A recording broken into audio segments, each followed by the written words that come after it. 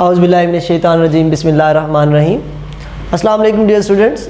आज के video lecture के अंदर हम बात करेंगे कि जो डार्विन ने थ्योरी पेश की थी कि जो जानदार होते हैं उनकी एवोल्यूशन होती है, वो अपने माहौल के मुताबिक चेंज हो जाते हैं और एक नई किस्म का जानदार बन जाते हैं, जिसे हम थ्योरी ऑफ नेचुरल सिलेक्शन कहते हैं और जिसकी एक्सप्लेनेशन मैंने पिछली वीडियो के अंदर दी थी। और अगर आपको उस कंसेप्ट को समझना है तो आप पिछली वीडियो जो है हमारे चैनल पे जाके उसे सर्च करें और उससे आप चार्ल्स डार्विन के नाम से वहाँ पे वो वीडियो पड़ी होगी, वहाँ से आप उस लेक्चर को रीन्यू ये कर सकते हैं। तो उसी को ही आगे हम लेके चलेंगे। तो चार्ल्स डार्विन ने जो थ्योरी ऑफ नेचुरल सिलेक्शन दी थी उसके अंदर कितनी सदाकत है, साइंस उसको कितना मानती है, उसके कोई एविडेंसेस हैं या प्रूफ हैं, क्या चीज़ है, क्योंकि वो एक थ्योरी है और हम जानते हैं कि साइंटिफिक नॉलेज के अंदर थ्योरी वो चीज़ होती है जो काफ़ी हद तक सही मानी जाती है। तो थ्योरी ऑफ नेचुरल सिलेक्शन जो है उसके बहुत ज़्यादा एविडेंसेस हैं, उन एविडेंसेस को हम जो है वो आज डिस्कस करेंगे।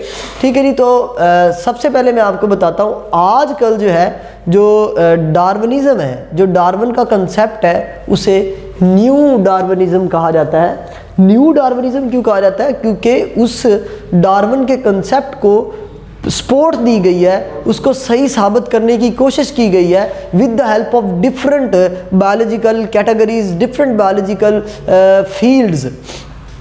तो इसको हम new Darwinism is also known as modern synthesis, इसे मॉडर्न सिंथेसिस भी कहते हैं।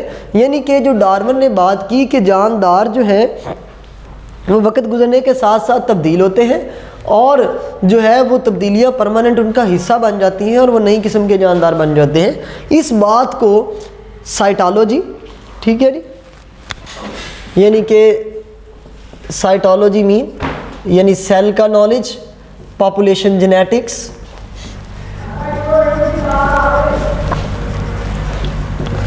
एनाटॉमी,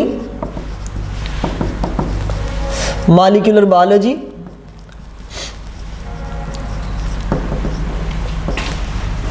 एम्ब्रियोलॉजी, ये डिफरेंट बायोलॉजी की जो फील्ड्स हैं, ये डार्विन के जो कंसेप्ट है उसको थोड़ा सा मॉडिफाई भी करती हैं और उसको सपोर्ट भी देती हैं। तो इस चीज़ की मदद से डार्विन के कंसेप्ट को रीड आउट करना, स्टडी करना, मेजर करना क्या कहलाता है? न्यू डार्विनिज्म कहलाता है। अब हम देखते हैं जी कि एविडेंस क्या है कि डार्विन ने जो बातें की थी वो ठीक है या नहीं। मतलब ये कि इस बात के एविडेंस मिलते हैं क्या कि एवोल्यूशन हुई है। तो देखते हैं जी, आज आपकी बुक के हवाले से हम बात करेंगे जी एविडेंसेस ऑफ एवोल्यूशन की। तो एवोल्यूशन के जो एविडेंस हैं उनकी हम बात करेंगे। तो पहला जो एविडेंस है एवोल्यूशन का जो हमें मिलता है वो क्या है जी हमारे पास? वो है जी बायोजियोग्राफी। और वी नो दैट बायोजियोग्राफी क्या चीज़ होती है जी? बायो का मतलब होता है लाइफ, जियो का मतलब होता है जी अर्थ और ग्राफी का मतलब होता है जी डिस्ट्रीब्यूशन। ठीक है जी। तो डिस्ट्रीब्यूशन है जी लाइफ की। तो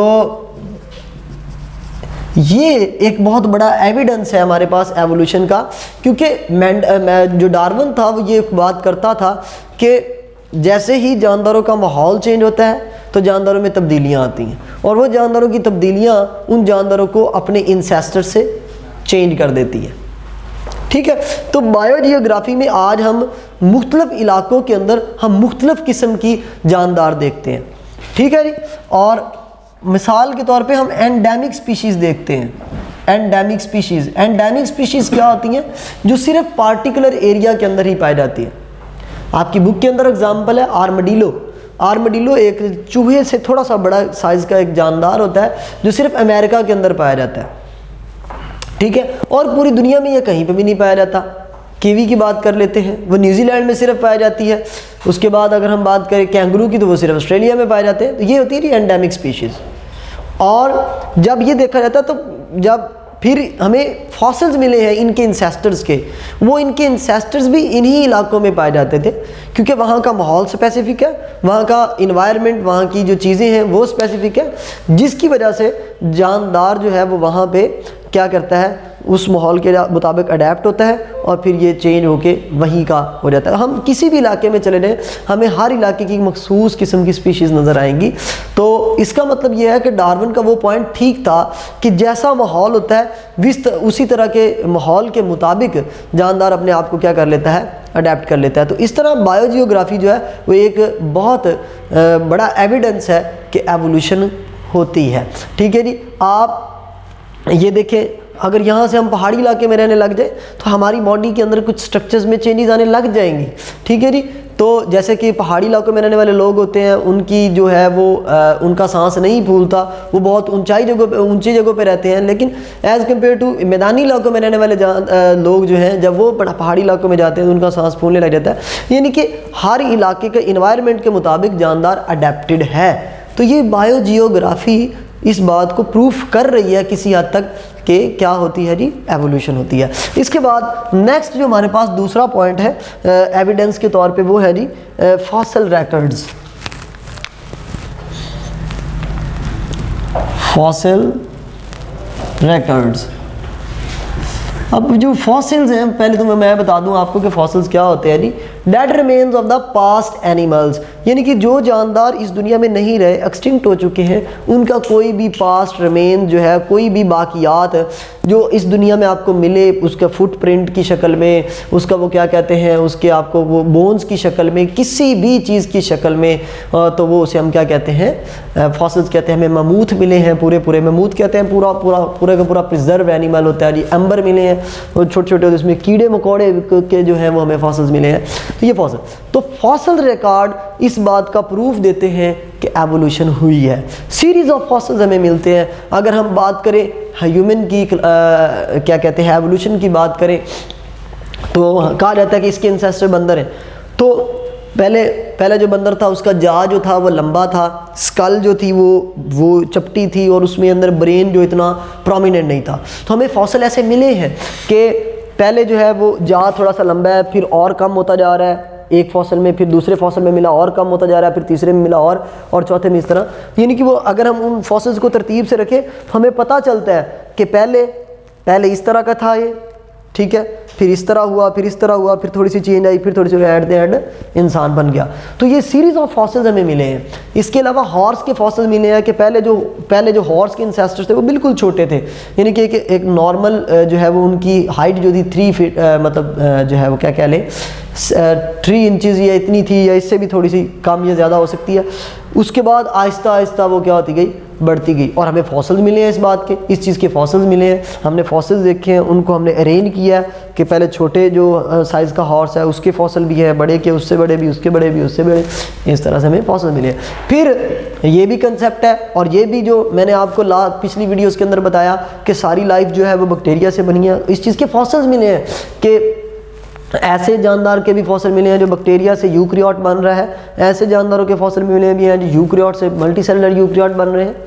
तो इस चीज़ के भी फॉसिल मिले हैं कि हम जानते हैं आप कि एवोल्यूशन के पॉइंट ऑफ व्यू से कि जो क्या कहते हैं सबसे पुराने जो हैं वो क्या है नहीं, एम्फीबियंस हैं इन एनिमल्स। एम्फीबियंस से क्या बने हैं जी, रेप्टाइल्स बने हैं, और रेप्टाइल्स से क्या बने हैं, बर्ड्स और मैमल्स।